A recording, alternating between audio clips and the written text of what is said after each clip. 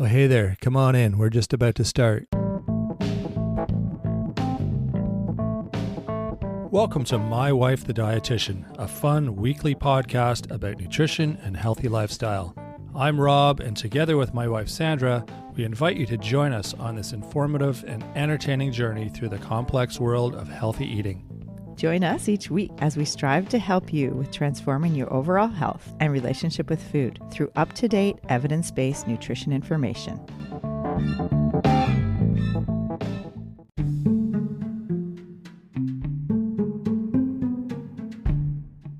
Comes to weight loss or making changes in your lifestyle, such as eating better or exercising more, your mindset is very important since it can make or break you.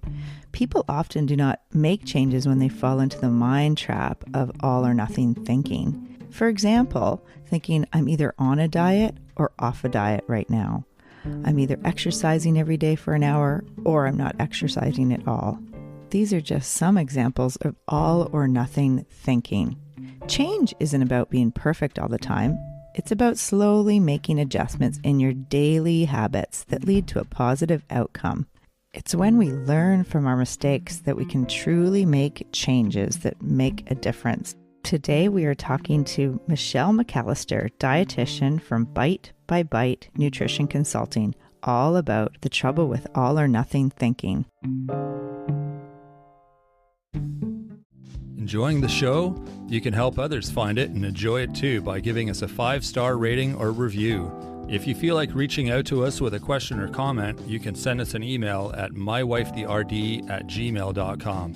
And don't forget to visit our website at mywifethedietitian.com, as well as our social media pages. We're on Facebook, Instagram, and YouTube.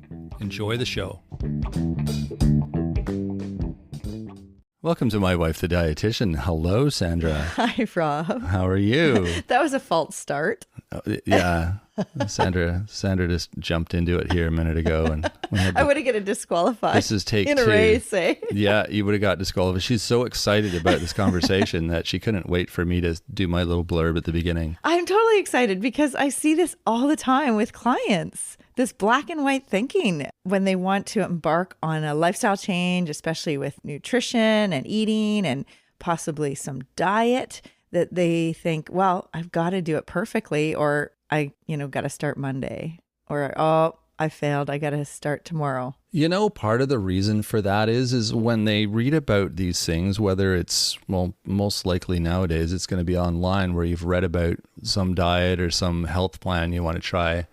A lot of times they give you like the perfect world scenario that you do this and then you do this and then this happens. Yeah. They don't tell you about all the stuff that in between that might happen, or like, oh yeah, no, the first 3 times didn't work for me. Yeah. They make it sound like it's perfect.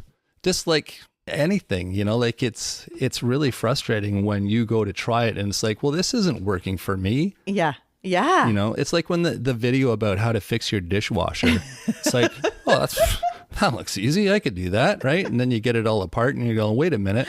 Well, they didn't tell me about like this nut is missing. What do I do then?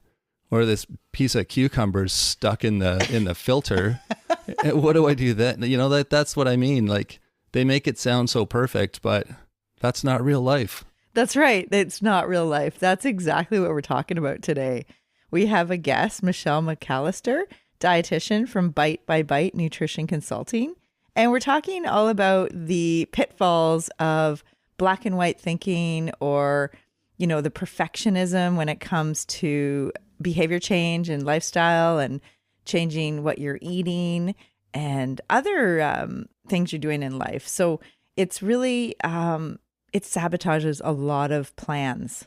Exactly. Yeah, it totally does. So we're gonna sort of get into the nuts and bolts of things, the nuts and bolts, nuts and cucumbers. Yes, and yeah, just sort of go over some of those pitfalls and some of the things to watch out for. And Michelle's got some great ideas about just how to avoid those and just kind of philosophies to like taking tiny steps and changing things kind of in small approaches. Yeah, we'll let her get into it, but there, definitely some great ideas, and yeah, hopefully there'll be things you can apply to all aspects of your life. Yeah. And just realizing that mistakes are part of growing and you got to be kind to yourself and it's okay to start over again or, try something new if it didn't work. So this is, I'm kind of getting into it already, but I can't wait to talk to Michelle. Yeah.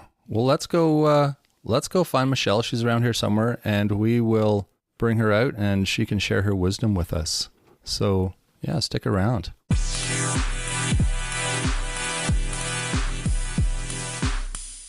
All right. Well, we're here today with Bite by Bite Nutrition Counseling, Michelle McAllister. And Michelle, please let us know what you do in your work and who you help with your life's work. Awesome. Thank you for having me, by the way. This is No fun. problem. I'm a registered dietitian nutritionist and diabetes educator and mind body coach. I work primarily with women, anywhere at the ages between 20 on up to 70, pretty big age group. No doubt. And most of the women I deal with, they either have prediabetes, diabetes, gut health issues like IBS, and sometimes autoimmune conditions. And my ideal client also usually may have some issues with chronic overeating. I bet that's pretty common, hey? Oh, yes, very much so. Yeah. Wow. Yeah, that sounds like similar.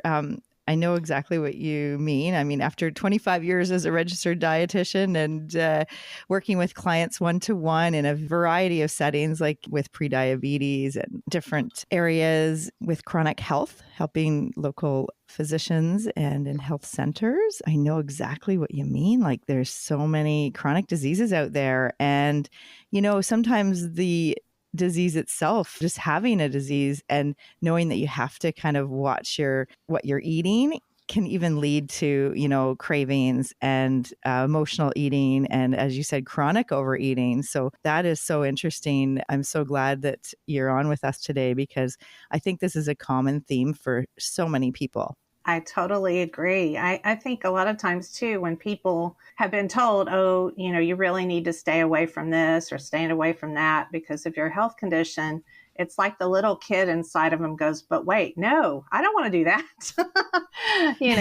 People want what they can't have. I think that's human nature, truly. Totally. Yeah. It's finding that middle ground.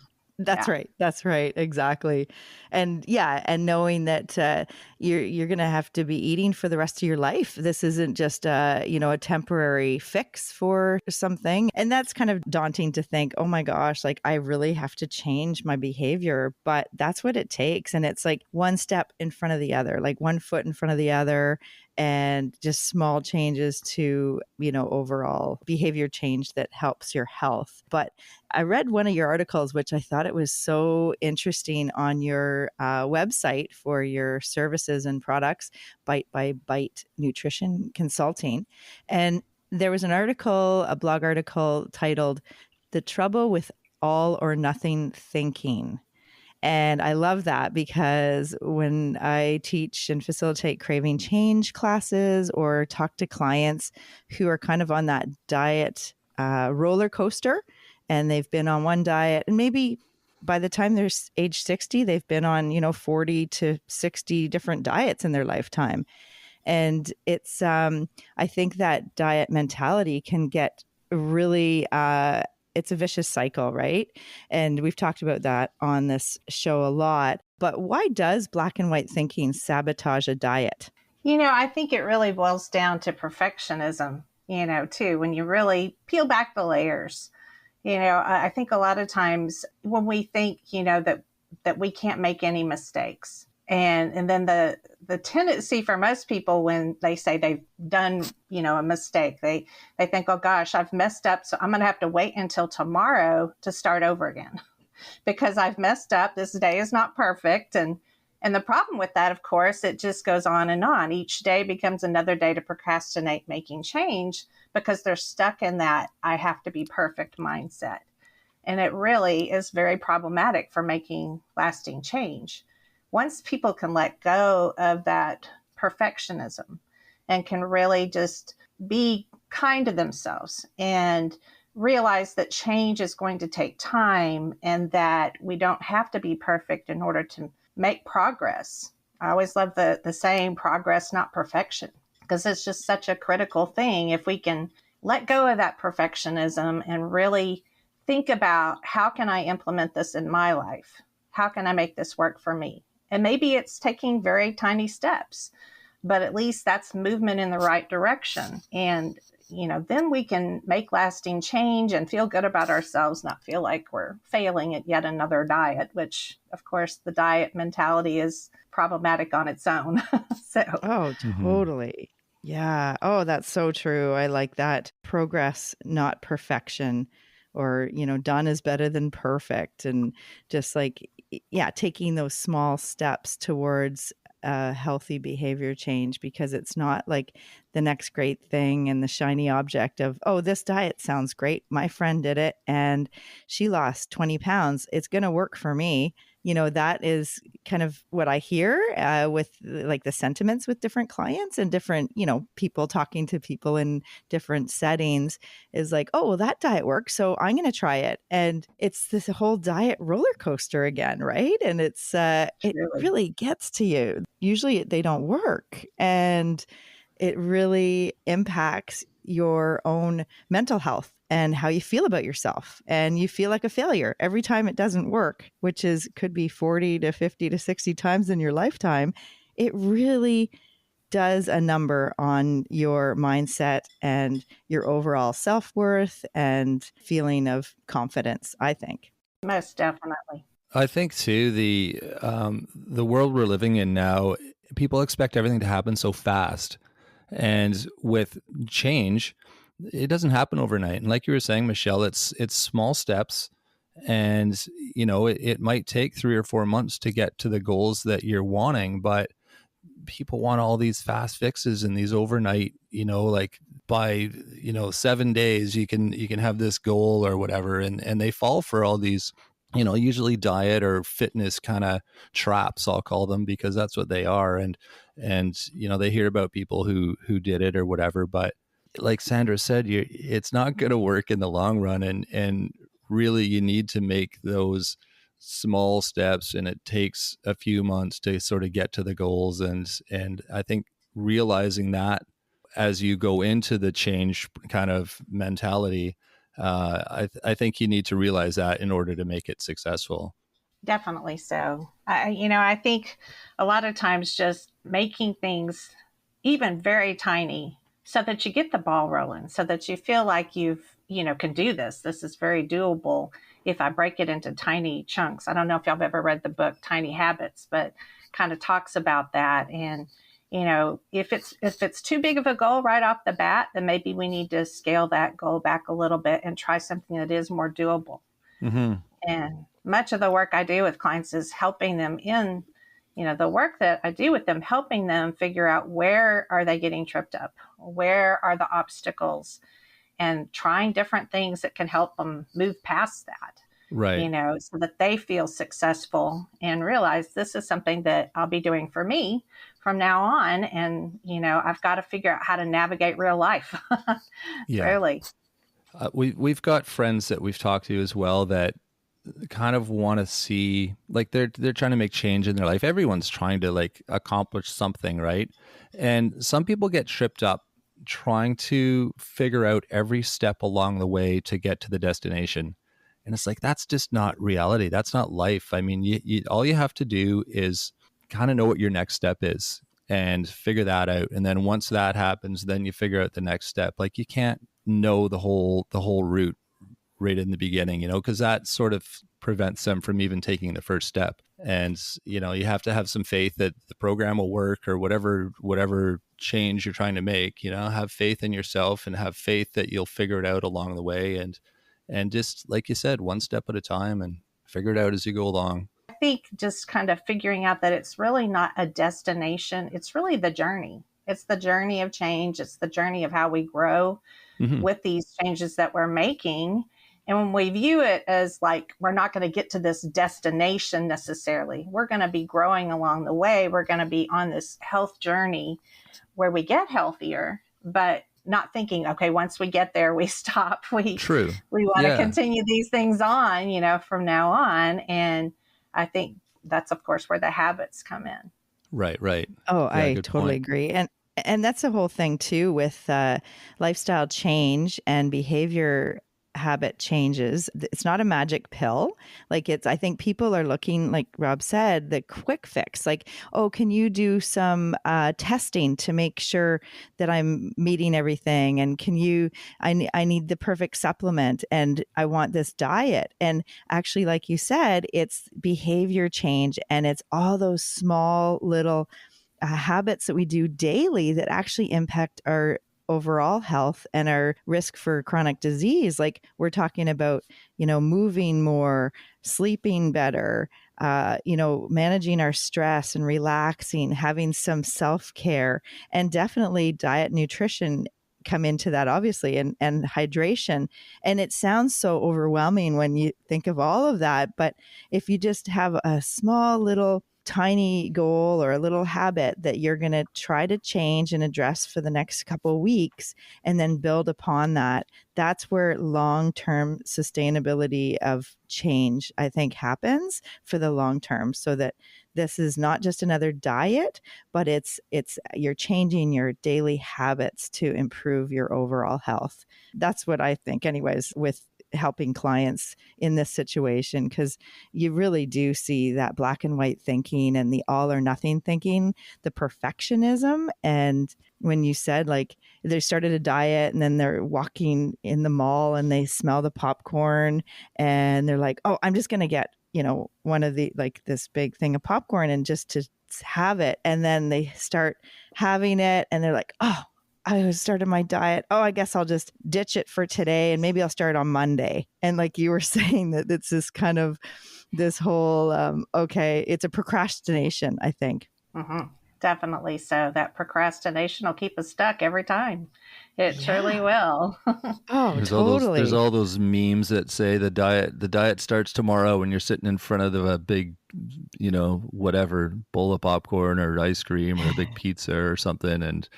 And yeah, there's no reason you can't do both, right?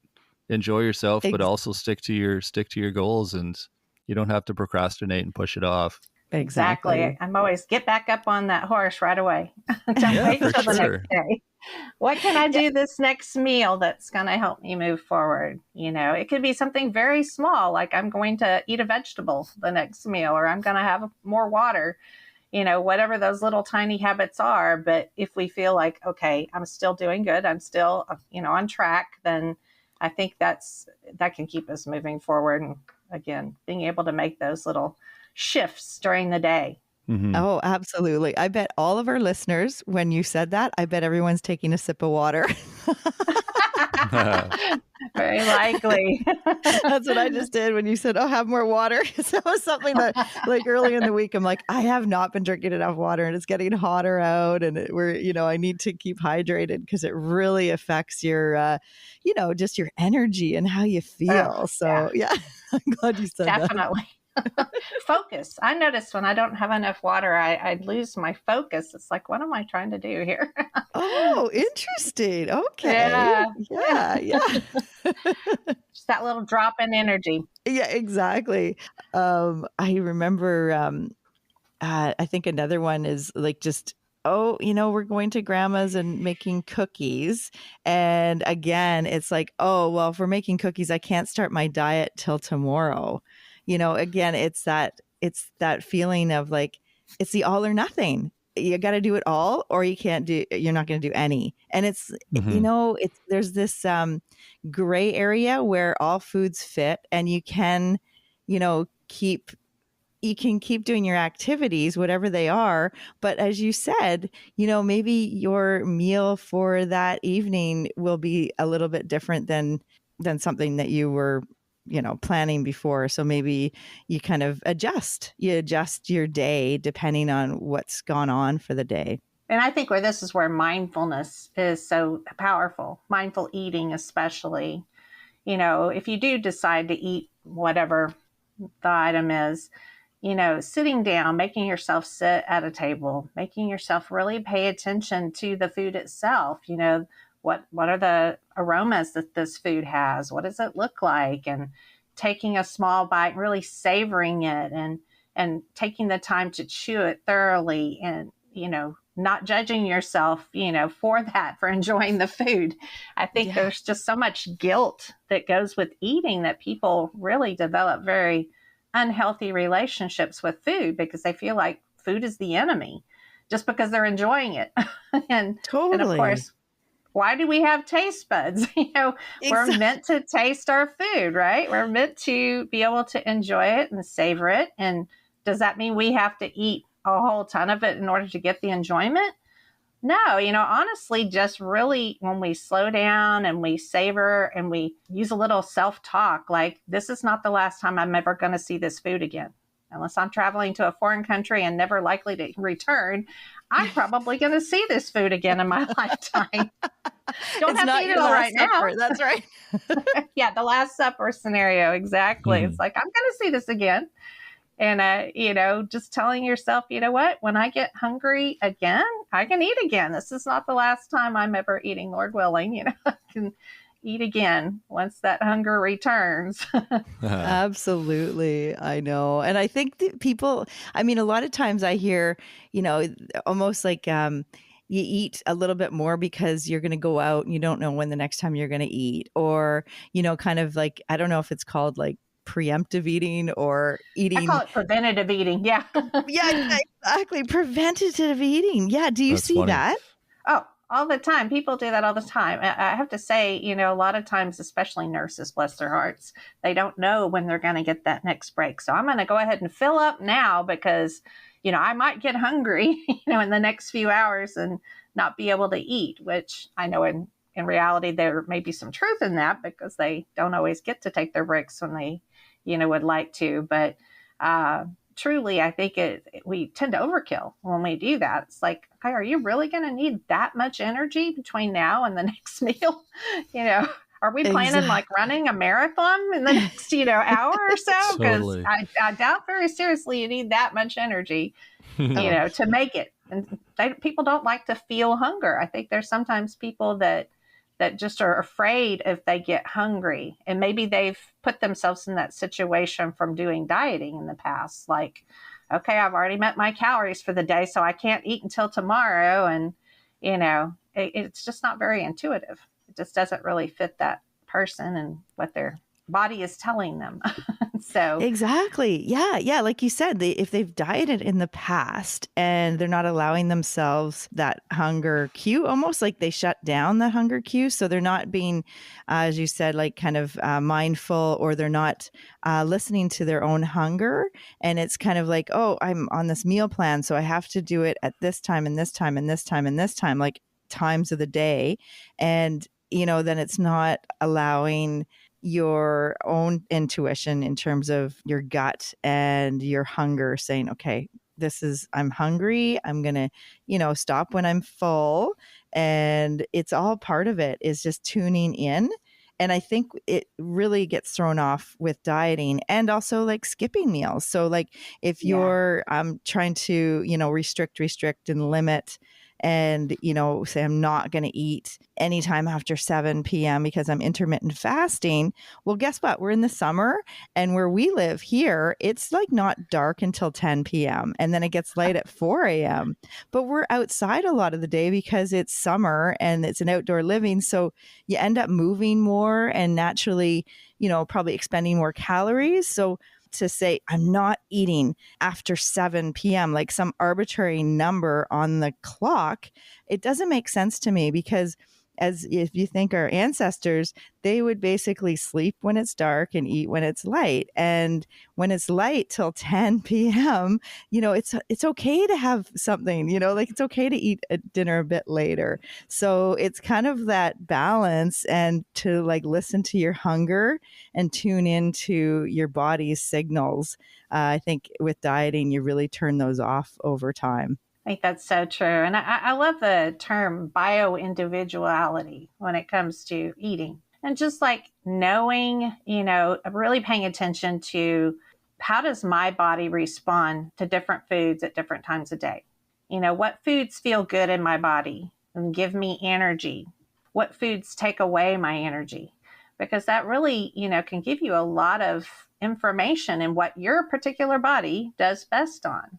Mm-hmm. Just like some people, may do great on a plant food, based diet. And then there may be other people that really need to have animal protein, and, they need plants too, but maybe they don't, thrive on something that's just completely plant-based. It's just we're each different, and it depends on our own makeup, our own genetics, our lifestyle. There's just so many variables that really go into this. And that's a really good point, Michelle, because there's so many messages through social media. And if, like you said, their body kind of needs that animal protein, but everything they read on social media says, no, you have to be a vegetarian or a vegan or plant-based is the way to go, then they're going to have guilty feelings around, feeling like they want to eat meat. And, that's going to, tie into the struggle of, what am I going to eat? And maybe I should be on a plant-based diet. And I'm sure it contributes to their kind of mental feelings about food, right? Definitely. I think it really does. And I think, you don't really know these things until you stop and listen, to your body. And this is where I love the mindful eating, is because you really do, zone in on how does this feel in my particular body, and kind of getting away from that. There is a perfect diet out there and we all must follow the same diet approach, because there really is no perfect diet, number one. Yeah. But, what one person thrives on, another person may not. And we need to learn as much as we can about our own body and listening. Mm-hmm. And I think everybody's in such a fast pace living, it's like that American way of life where go, go, go, do, just as much as they can, creating all kinds of stress. Yeah. Which, of course, definitely contributes to overeating for people, if they're in that mode of just eating so quickly and not slowing down and not really taking the time. I call it, this is your act of self-care. When you eat, slowing down, sitting down to eat a meal, look at that as your time of self-care, that you're doing this for you. That is true. I like that. Oh, like kind of savor the meal. And something else too that I'm just thinking is there's so much focus on food and eating on a daily basis. I mean, we're thinking about, okay, what am I gonna make? What am I gonna eat today? Let's go out for dinner tonight. The meal planning, meal prepping, all of this stuff. Your grocery shopping. There's so much focus in our waking hours every day that centers around food and eating. It doesn't surprise me that it consumes people sometimes and becomes like a source of stress. Definitely so. I think, when you look at it, one of the biggest drivers for disease is stress in terms of like what cortisol does in the body. Totally. Yeah. So if we can move away from putting extra stress on ourselves, but make it something that's more doable for us. Mm-hmm. That's why you have to look at each person as an individual. What is going to work in this person's world? And what are the underlying root causes of their health issues? How can I help them, reduce their stress and fuel their body, give them energy, give them the nutrients they need to be able to function and make their hormones and such. But we have to kind of take into account all of those things for sure. It's almost like peeling back all the layers to just the basics, and then having them focus on, because like all the layers are basically distracting you from what you really need. And so, I guess part of your job is sort of helping them understand what their basic needs are and try to ignore all the messaging and all the distractions out in the world. So that makes sense. Yeah, really looking at what's at play in that person. I love to look at like the interconnectedness. It's like, well, where are all these things leading to either health or leading to a path of disease? True. And good point. Where can we make some changes that will help you be on that path to good health, but make it doable? Oh, absolutely. I had a client once that he was so stressed at work and had well, he didn't realize that, but he had basically like severe IBS and heartburn and all these gut issues. And then he changed his work and his stress went way down.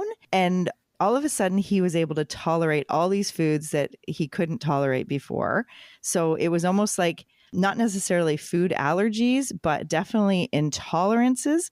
And it's a lot to do with, the fight and flight. So it's hard for your body to receive the nutrition and the food when you're under so much stress. And then, when you are relaxed and you're in a better situation, one thing, you're probably going to eat differently, but also your body, it's the rest and digest. So you don't have that cortisol like pumping through, like saying, run, run, run. And you got to move and you got to get away from this situation. Or, you're thinking about an email or a phone call or whatever is stressing you out. That all affects how your body digests and metabolizes the nutrition. So it's all very interrelated. And I think you said that you work with people with IBS and other gut health issues. And I bet that's one of the things that you look at, the functional nutrition and the root cause, like what is going on for this person. It might not be what they're eating per se, but it could be their environment and what kind of work they're doing and the stress. I don't know if you see that.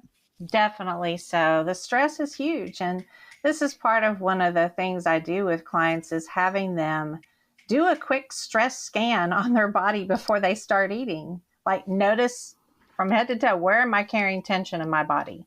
I know for myself working at a computer all day, it's, the neck, the shoulders, the back, and just even, honing into the fact that, oh, wow, I've got a lot of tension there. Let's take a second to stretch. Let's do some box breathing where we really slow down our breathing pace so that we can activate that parasympathetic nervous system so that we are able to digest our food better. And often I can say for a lot of my clients that deal with IBS and with, acid refluxes, when they actually start slowing down and like not being in a stress response when they're eating and they start really chewing their food thoroughly, a lot of those symptoms can improve just from that one little thing that they did. It's huge. That's amazing. It's so huge. I love that. That's a great idea. The stress scan before you eat, like just kind of tapping in and realizing that you need to be in a state of calm before you start eating, because your body's just not going to physically want to eat if you're completely stressed. But I think there's something called stress eating. Have you heard that term? Oh, most definitely. It's when we're in a stress response, you got to think about it this way too. The part of our brain that makes really good decisions, like the prefrontal cortex of our brain, it kind of goes offline when we're stressed. And it's that old caveman part of our brain that goes, hey, you want to feel better? Eat a lot of food right now. eat that whole bag of cookies because, in the past that's helped you feel good. So, let's do that. Instead of the good part of our brain that needs to be online to help us go, oh, maybe that's not the best idea. Perhaps I should get something with some nutrients in it. It's just when we're in that stress response, we really have to take ourselves out of that response in order to really get a handle on, feeling ourselves in the way that's going to be supportive for ourselves.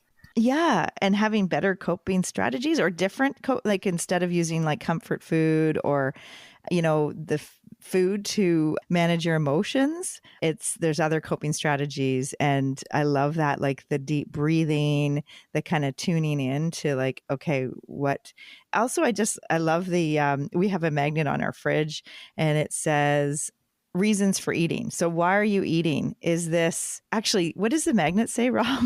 It says, I'm just thinking of all the craving change we do, but we do groups with craving change. And we had the developer, Wendy Shaw, a dietitian, on a previous episode all about craving change and reasons for eating. And on the magnet on our fridge, it says, is this, and then it lists heart hunger, stomach hunger, or mouth hunger. So Rob's always making fun of like at a meal, or if he's like eating late at night, he's like, "Oh, this is definitely mouth hunger. I want this certain taste or flavor or texture." And a lot of times it's good to check in. It's like, "Oh, is this?" A lot of times people are eating because they are stressed or they are under a deadline and it's procrastination of whatever task they're supposed to do, so they eat instead, right? So Or that's they're pretty bored. bored. Is that what you said? Yeah, they're bored. They don't know what else to Yeah. do. I'm going to eat. I do that. I was like, you go through the kitchen, you're like waiting for something, or you're downloading something, and you got a few minutes. And you like wander around, and you look out the window, and then you go and look in the fridge and see if anything jumps out at you. And That's right. I'm not hungry. I'm just killing time, and food is a thing to do. Yeah. Yeah, we figured that out during COVID shutdown, I think. Right? How Yeah. many times do we open and shut that refrigerator thinking that something new is going to appear in there that wasn't there the last time we checked? That's funny. Sounds like our kids here at home. Yeah. It's like, it's so funny. It's like, oh wow, that magically appeared. Where was that last time I looked? Yeah. Or there's no groceries, Mom. There's no food. That's what it is. There's no food. And it's like, we just spent $300 on groceries. There's food. You just have to make it. It's not like staring you at the face, already done. It is Oh so my true. goodness. Oh, totally. Yeah. Oh, wow. So yeah, there's just so much to it, right? And it's a journey, and like you said, it's very individual on the person, like what else is going on in their life, and where they're at, and what can they start to think about changing.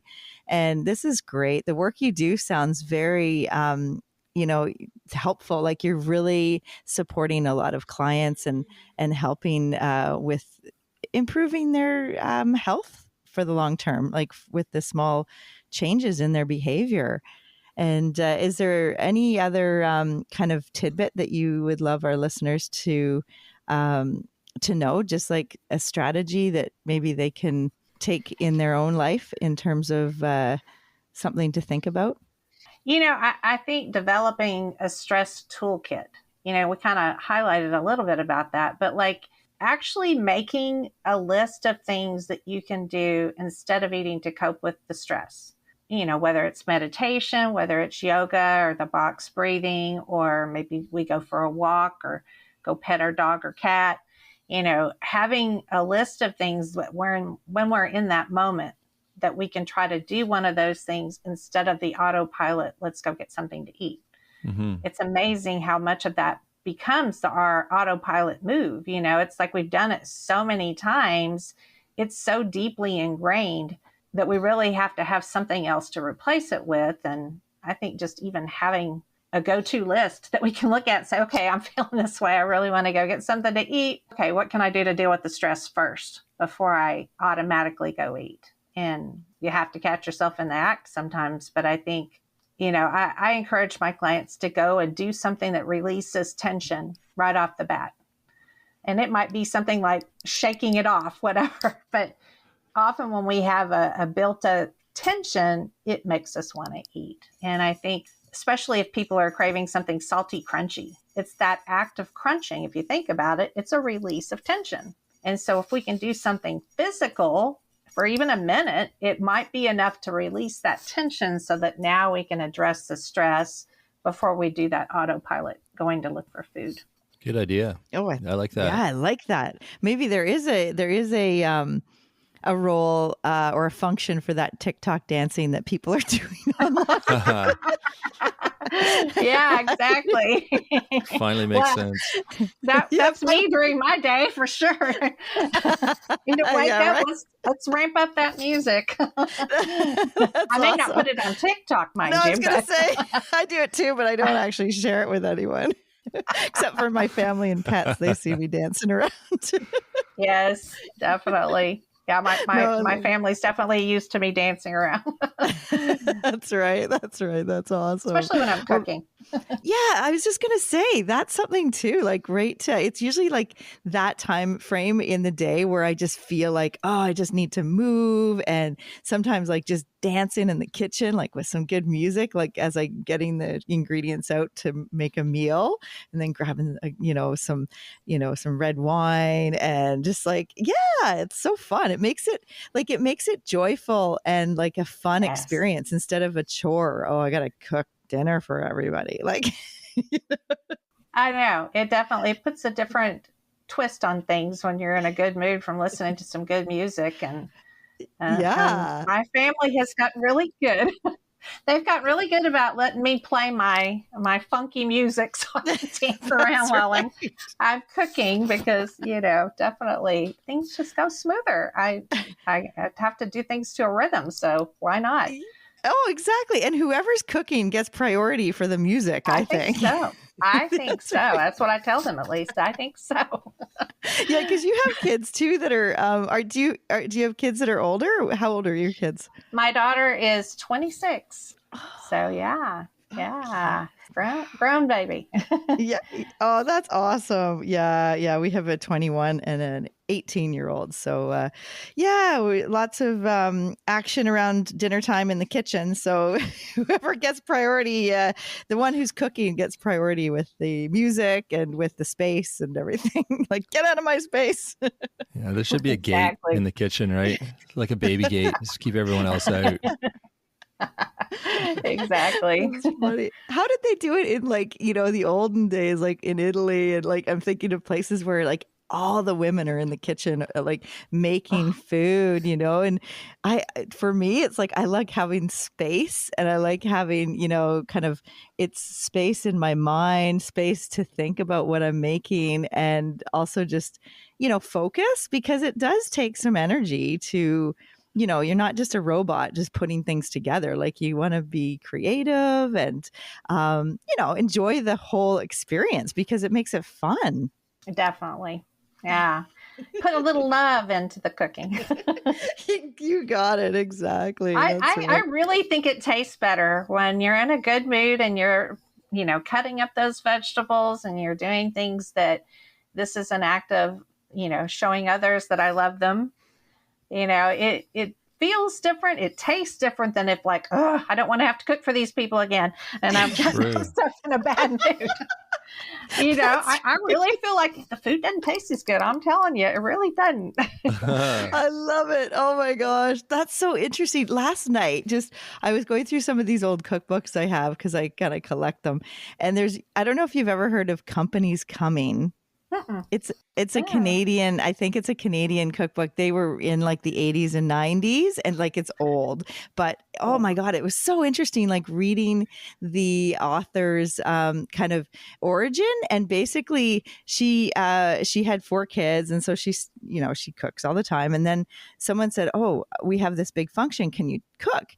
And she made a meal for 1,000 people and everyone loved it. And she was joyful about cooking and that's how it all got started. And then she started writing cookbooks. And I don't know how many she has, probably over 200 Wow. Companies Coming cookbooks. Like they're all like, one on pasta, one on kids eating, one on like appetizers, like everything under the sun.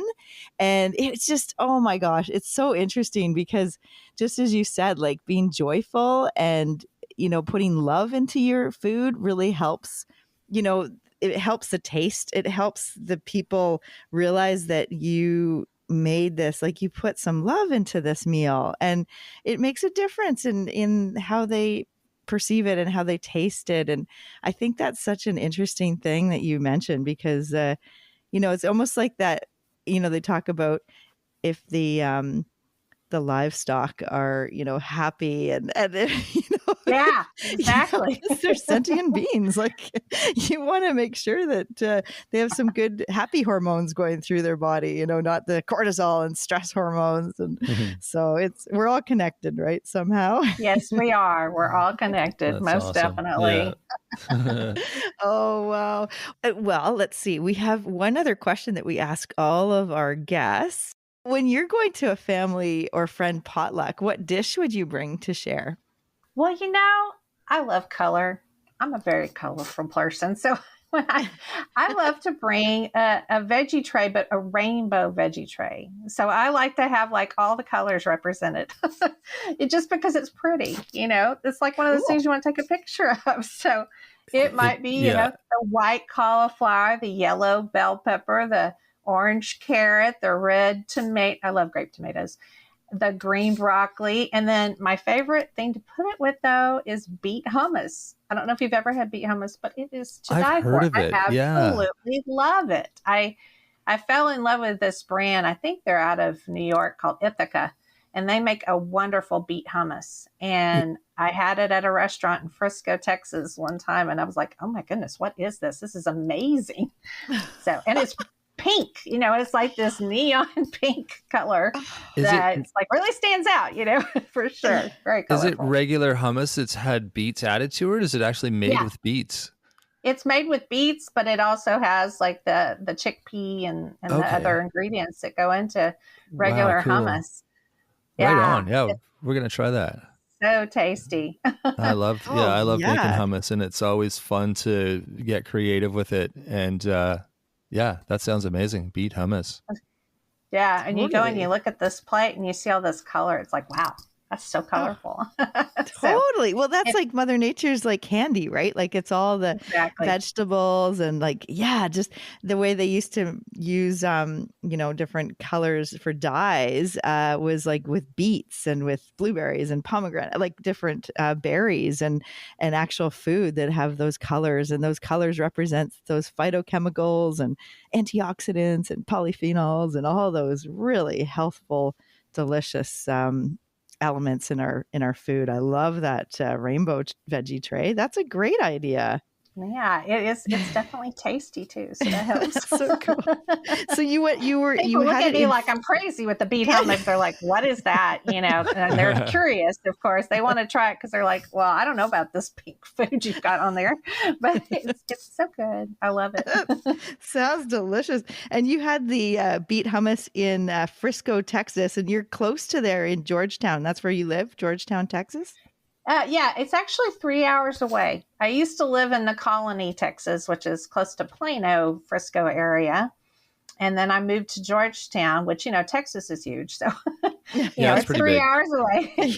But they had this little cute restaurant that served it I got mine on gluten-free toast because I deal with the gluten-free issue. But it had that, and it had avocado, and it had microgreens on top with the beet hummus. And it was just, it was so colorful, but it was just so yummy too. It was like, I love this. I'm going to copy this for sure. I love it. Yeah. That's when I usually get like ideas for recipes is like you're out at a restaurant and you have something. It's like, oh my God, this is so good. And I love the combination of different foods. And then I can make this at home. Like this is definitely, I love that you make that beet hummus now. Yeah. It is definitely good. And I just love to try new things, feel adventurous. I'm like, oh, this is different. Let's see what that is. Going in my food explorer mode, So I love going to like farmers markets too, just to see what kind of stuff people are growing. My new love lately has been purple and red carrots. Oh, fun. They're really good. And they're so colorful. I'm like, I love these. They're just so good. I'm like, and the purple cauliflower is like really cool looking too. Purple and orange cauliflower. I'm like, why not? Yeah. And the little purple and the red potatoes, like the little ones that are, I love that. Oh yeah. It's so cool. I mean, we're so lucky to be a dietitian because all these things that we can, explore and be creative and go to farmers markets and, all these things are part of our your world. Yeah. Part of our world and our craft and how we help people too, just to give other people ideas because like the beet hummus is a great idea. Like this is something that hopefully some of the listeners can look into and try with their veggie trays or their veggie even in their kids lunch and with picnics and stuff like that. So this is great. Yeah, I think they'll enjoy it. Yeah, we'll have to try it when we come visit you in Georgetown, Texas, when we There go on you our go. North American road trip, eh, Rob? Exactly. That's awesome. Well, thank you so much for coming on the show today, Michelle. And can you let us know where we can send people to find you online? Sure. Of course, I am on Instagram, and it's optimal.health.dietitian. And then, of course, my website is bitebybitenc.com. And of course, the second bite is spelled BYTE, which kind of throws people. But when you're looking for a name and a lot of things have already been taken, you got to get creative. So my Exactly. husband actually came up with my business name, and I thought it was really clever since I'm doing stuff online. My intention when I started my business is I want to do things, online. And then COVID happened, and it's like, oh, I guess you are online, like fully now. Yeah. There we go. It's perfect. Yeah. Yeah, it's like, hello, one day to the next. You are a virtual business now. Right. So it just works really well with that. And of course, the NC is for nutrition consulting. So I was going to ask. nc.com. So yeah. I thought maybe you lived in North Carolina. Nope. No. Nutrition Texas consultant girl. that makes a lot more sense. Yeah. Perfect. Well, thank you for having me. Yeah, not a problem. It was great to have you on and hear your thoughts and your tips and just share your wisdom with us. It's always nice hearing from new people and their thoughts on everything. So thanks for joining us. All right. Thank you. And I hope that I'm sure the listeners will go to your website and check out Bite by Bite Nutrition Consulting. And you've got some really interesting articles on your blog. And that's where people can schedule an appointment with you too for virtual counseling and personalized nutrition counseling. So this is awesome, and really appreciate you taking the time out of your day to join us here today, Michelle. Thanks so much. Thank you. All right. We'll talk to you again. Thanks for joining us. All right. Bye-bye. Bye. Great quotes from Michelle, eh? Progress, not perfection, and let go of perfectionism. Yeah, she had some great ideas. Yeah. And the idea of tiny habits.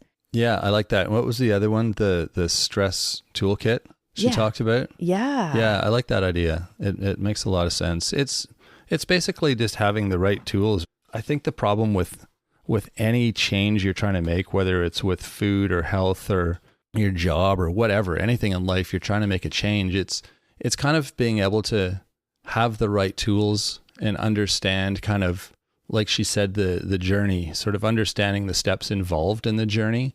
It makes it a little bit less intimidating, just trying to make this big, huge change. But, if you sort of break it down and you have the tools to work with, it makes it a lot easier. Oh, absolutely. I think people are quite overwhelmed when they think of, oh, I got to do all of this, like all of these things every day. That's impossible. And then we're humans and creatures of habit. So, you fall back on the routines and things we've always done. Plus, when we're stressed, we do those habits that are comforting. Yeah, we like retreat to our comfortable nest, Yeah, exactly. Something else I was going to mention too, when we were in our interview with her, is something I've experienced. It's more with working out, but it applies to anything, and it's creating that perfect plan, which is, relates to the black and white thinking again. Like with when I started working out years ago, I would say, okay, like on Monday I'm going to do this, on Tuesday I'm going to do this, on Wednesday I'm going to do this,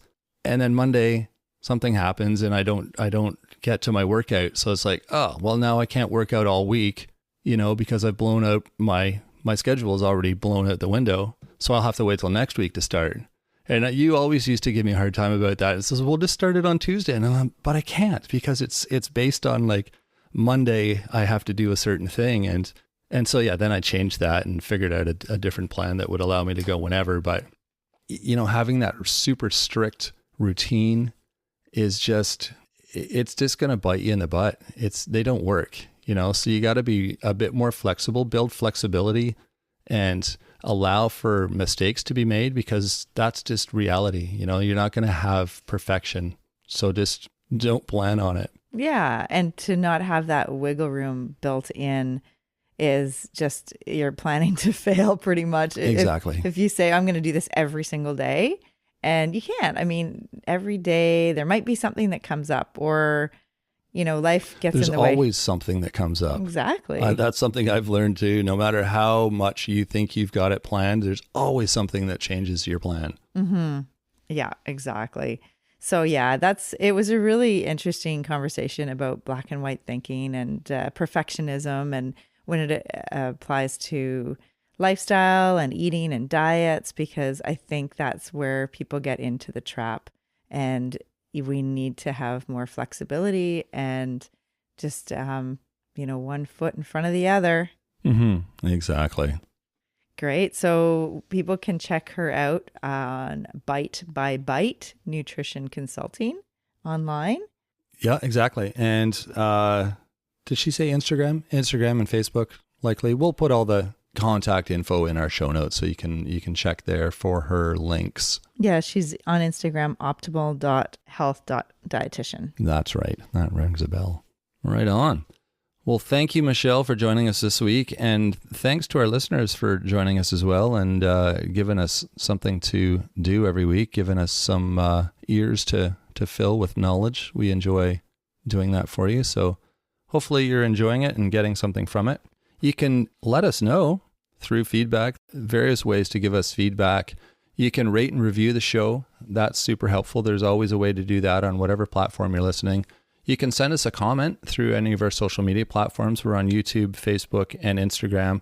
You can also just send us a message through email. We love hearing comments, questions, ideas for the show, that sort of thing. So you can reach out to us through email at mywifetherd@gmail.com. And you can sign up for a newsletter too. That's off our website. It's mywifethedietitian.com. You can find a link for the newsletter on the website. That's a weekly newsletter. There's lots of different information there. Updates about things that are coming, lots of recipes from Rob's Kitchen, which are always fun and intriguing, I'm sure. Rob and Sandra's Kitchen. Well, Rob and Sandra's Kitchen. It's called Rob's Kitchen on the newsletter, though. That's why I said that. But okay. Yes, Sandra does contribute as well. Yeah, so check that out. That comes out once a week. It's free to sign up for that. So yeah, it's kind of a no-brainer. And don't forget to share. Sharing is always a great idea, and it helps us, it helps your friend, and it makes you feel good too when you're sharing some of the fun things that you are enjoying with our show. So that is it. Thank you for joining us, and we will be back on Wednesday with another installment of Nutrition Nuggets. So look for that on Wednesday. Sounds good. All right. Have a great week, everyone. Thanks for joining us today on My Wife the Dietitian. If you like what you heard, don't be shy. Leave us a comment or review, and be sure to share our podcast with your friends. If you'd like to hear more, hit that subscribe button. You can also follow us on our social media pages for updates, episode trailers, and other odds and ends. For more info and links on what we discussed on today's episode, check the show notes. We'll be back next week with another informative and fun-filled episode.